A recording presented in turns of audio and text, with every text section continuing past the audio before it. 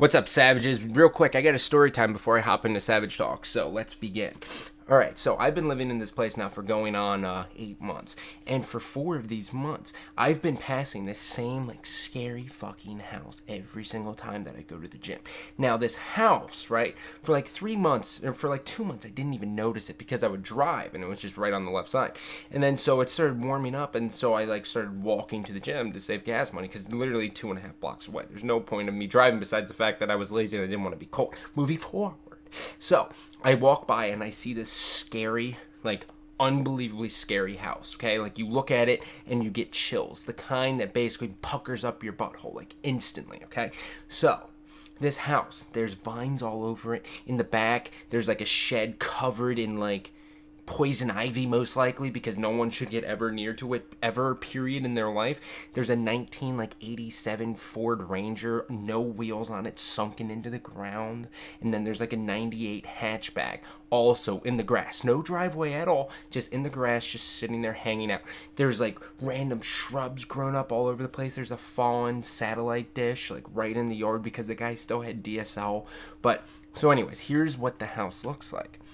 And when you look at it, you would say to yourself, there's no way anyone would ever live in this house, right? Besides the fact that the grass is cut. Now, real quick, before I took this picture, it was not cut at all, so it would add to the effect. I'm talking, it was waist-high grass, my man. It was nuts. So, one day, it's I don't know, maybe late March, early April, I'm walking back. I had to think about what month came after March because I'm stupid. Anyways, moving forward. I'm walking back from the gym, okay? I'm just sitting there casually walking MLGAs, right? You know what I mean, huh? So I'm walking back and I look at this house and it's I don't know, it's 7:30 at night, so it's already dark. I look up at this house and the fucking light turns on. I'm huh? What is this? Right? And so then I see a shadow walk by. I fucking dart. I'm talking, I could have beat Usain Bolt in a competition instantly. 100 yards in 3.2 seconds. I get in, I shut the door. I lock the door instantly. I'm just panicking. I'm sweating all over the place. I'm what the fuck was that? What the fuck was that? But so, anyways, next day, I'm fuck it, I'm going to the gym early, alright? I'm not dealing with this. I'm not trying to end up as a lampshade in some creepy guy's apartment. I walk by and there's this old fat guy. Not old, but he's 44 years old. He's in a wife beater, he's fat, and he's just pushing his lawn, right? With that old, shitty push lawnmower for some reason. And he's just I can tell, he's so bitter that he's cutting grass because he wants to be pouring hot wax on, his fucking victims in his house. It's crazy as shit. Anyways, the point of this is that somehow I'm going to get in there with the camera and show you all how many victims he has in his basement. Or I might end up a victim. I don't know. Let's begin Savage Talk. I hope you all enjoy. Would you rather have your local WNBA team win a championship or have $5? Didn't know the WNBA was a thing still? I'll take $5. What brand of coffee do you like and do you dislike Starbucks? Number 1, I'm a simple guy. I like my coffee with a little bit of cream, no sugar. I'm sweet enough. That's from Snatch. Now, on the flip side, though, I don't mind Starbucks. I don't think anyone should have any reason to mind Starbucks. I think it's a delicious treat if you want to get there. Sometimes you get a grande caramel frap, come in there, kind of cool off, right? Or a shot of espresso. I don't know. I'm a caffeine junkie. I'm a Folgers kind of guy, though. So, that answers your question. Moving forward, what are the top 3 things on your bucket list? Insta Gibbs, number 1. You come at me anymore on Halo 3, I'm going to drop kick your teeth. Number 2, 3 things. Now, my bucket list is very boring right now, but it's, it all changes, right? The older you get in life, everything kind of changes. But not for me. I've wanted to do the same 3 things since I was basically 16. First one, skydiving. I gotta go skydiving sometime in my life. I've always faced my fears, right? Once I got over public speaking and shit, because I used to be this shy little kid who stood behind his mother throughout the duration of my elementary school years, right? I was the shy kid, right? Imagine that. I've always faced my fears. I got over spiders, right? I bought a fucking pet spider, I let him crawl all around me and shit. It was fucking terrifying, but systematic desensitized myself from it. Snakes, fucked around with some snakes at like an I guess a zoo, aquarium. I can't remember where I went. That's when I was younger. But the last one's heights, right? Like, I've tried to get over it with, like, roller coasters, and I still get, like, vertigo. I don't know if it's, like, a natural thing or what, but I figure if you submerge me into a plane, right, and you're like, 1, 2, 3, rock jump, right, and I'm fucking out there and I'm barrel flipping, like, I'm assuming I'll get over the height problem. So that's number 1. Number 2, go to Europe. Fortunately for me, number 2 will be happening very, very soon. Thanks to Gfinity, I can't take them enough, right? Like, I always believe that everyone's kind of dealt a certain amount of cards, right? Like, I didn't think out of the 5 cards that I was dealt in this world, 1 being rugged good looks.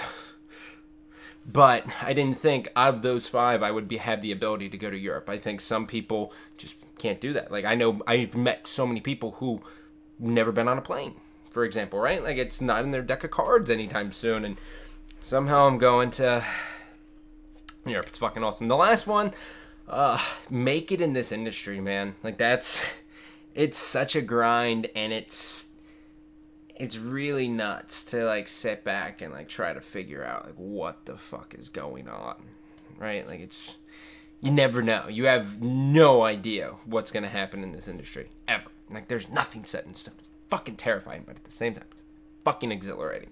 So, that's my 3.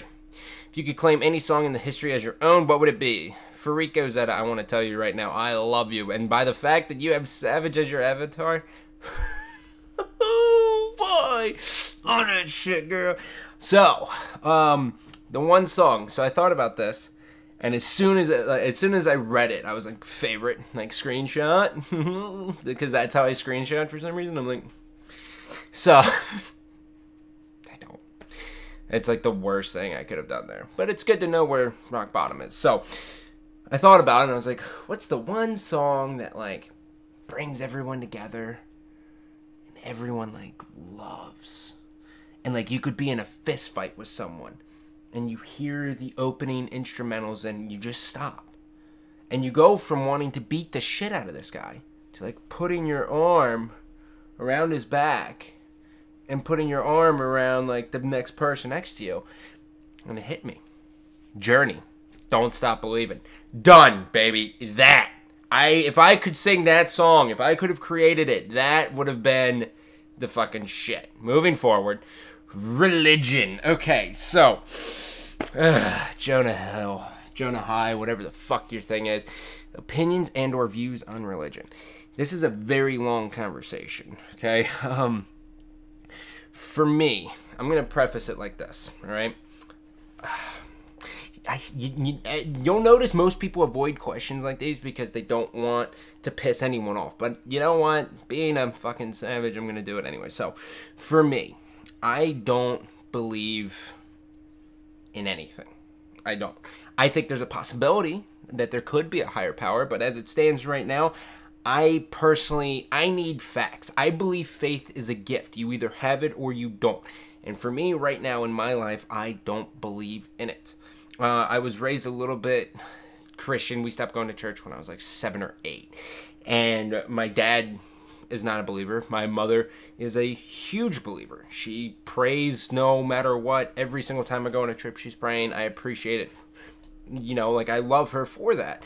And I love my dad for not. So, like, I get kind of 2 different views throughout my entire life. I'm not sure where my brother stands. I think my brother's a believer as well. I haven't had to talk with him in a while, but I will say this. I hate atheists who shove it down people's throat. Like, oh, yeah, God doesn't fucking exist. You're stupid. You're a douchebag. If I had it my way, I would bury you alive. And the super Christians who say, repent, or else, right? Like, you should be buried alive too. Like, you don't need to worry about other people. And I understand, like, for Christians, you know, like the super Christians, they want to help other people out. They want everyone to be saved, right? But you have to realize it's not your place, right? Like, you never want to force something down someone's throat. That's how you push them away. And I think both sides suck. Like, both those extremes suck, right? And for me, I will say this, all right? For those of you who are Christian out there, there's a quote from a guy. I named myself after him. And he said, "I like your Christ, but I don't like your Christians. They're nothing like your Christ."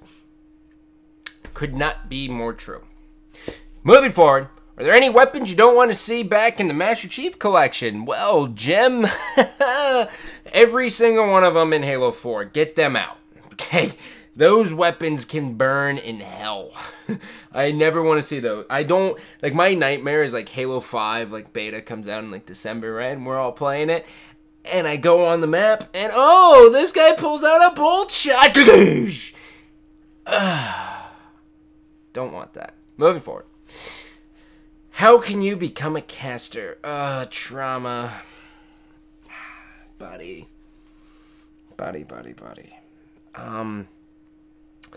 I am the worst person to ask this question to because my journey is 150 times different than every other caster's, and just like every other caster's is different than everyone else's, but I'm the worst person you could model after, okay? Because I won a national championship. I've won 7 events. It's a very easy transition to go from a top 3 personality and a top 5 player in a game to becoming a caster, okay? That's very easy. And plus, I had a great relationship with MLG. Sundance was like my second father. We had a great time going through it. I wouldn't model anything after me because I'm a terrible example. I would probably ask Benson, Golden Boy, or Duffman. Those 3. I would not ask Maven just because he rode my coattails to where he's at now. But Maven's really good as well. But I guess who you know, how hard you work, and everything. Just have your own style. It's the only thing I would say. Like, I hate people who kind of cast, like, I don't know, they just have a voice. Like, bring something new. Be funny. Be an asshole. Be overly hyped. Make yourself unique. If you don't do that, you're fucked. So, next one. Collater. Number 1. Don't know what that means. I'm going to knock 2 questions out here. So, if you couldn't cast in COD or compete in Halo anymore, what would you do? Obviously, I would cast Halo if there were events, but I'm assuming you mean if I couldn't do anything in the esports scene. And then, that's easy. I would basically join the military. What branch of the military will you go into when all else fails? So that's going to be the Navy. I've always kind of had dreams of doing, like, special forces. And last year, basically, in July, I had a contract to go into the special forces in the Navy. Now, would I have made it? Absolutely. Maybe not. Who knows? I have no idea. I didn't live that life. And it wasn't for the SEALs. It was for SWIC.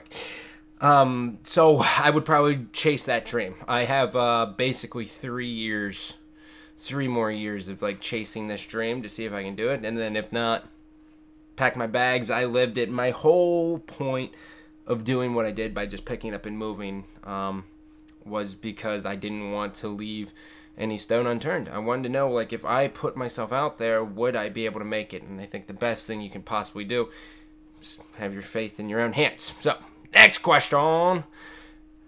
How can someone make work to making their BR better? Not the best, like, sentence you've ever seen. Pat Price, hi, you mentioned me in the bottom. I see you, buddy. Not that this is live or anything. But I'm assuming you mean how can someone make their BR better? Yeah, I know. I'm very attractive. 1v1 midship BR battles. Or if you're in Halo 3, 1v1 Zealot BR battles. Practice, just run into pink every single time. Shoot your opposition 1v1. Do it for 4 hours. I've did that almost every day in 2005 and 2006. Detach did it. Defy did it. Everyone did it. Everyone did 1v1 BR battles, and they just went. So, I would highly recommend that to everyone. Are you going to put this in your video? Yes, I did. There you go. And I believe this is the last question. So, Duwald, what would be the... I'm sorry, I can't read. It's so hot in here. You can tell I'm sweating.